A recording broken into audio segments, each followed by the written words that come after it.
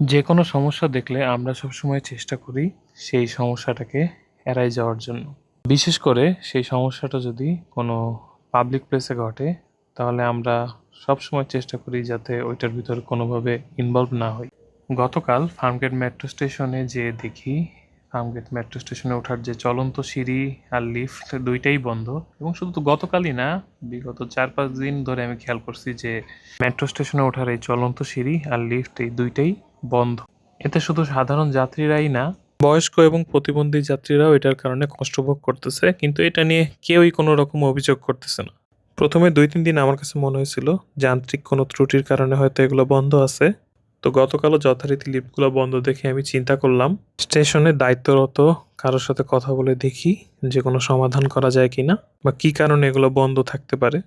স্টেশনের ভিতরে ঢুকে একজন আনসার সদস্যকে জিজ্ঞেস করলাম যে অভিযোগ দেওয়ার জন্য কোন অফিসে কথা বলতে হবে। তো উনি আমাকে ওনাদের অফিসে নিয়ে গেল। তো ওইখানে একজন দায়িত্বরত কর্মকর্তাকে জিজ্ঞেস করার পরে উনি আমাকে সুন্দর মতো বুঝাইলো যে অতিবৃষ্টির কারণে স্টেশনের এই লিফটগুলো বন্ধ করে রাখা হয়েছে, কোনোটাই নষ্ট হয় নাই। যেহেতু বৈদ্যুতিক জিনিস, এতে শর্ট সার্কিট হয়ে বিপদ ঘটার সুযোগ আছে।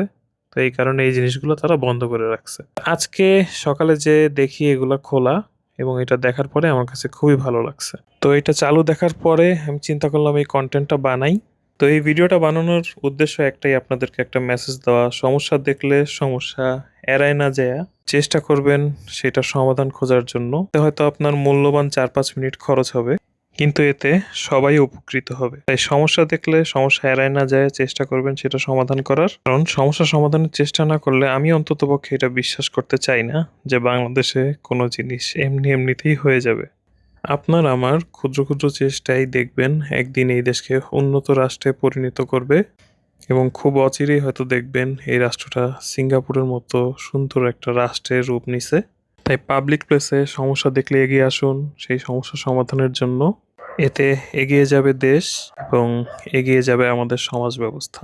সবাই ভালো থাকবেন। তো আজকে এই পর্যন্তই। আবার খুব শীঘ্রই নতুন একটা ব্লগে নতুন কোনো একটা কাহিনী নিয়ে আপনাদের সামনে চলে আসবো। Till then, stay safe and enjoy our videos. Game and Ride signing off. Allah Hafiz.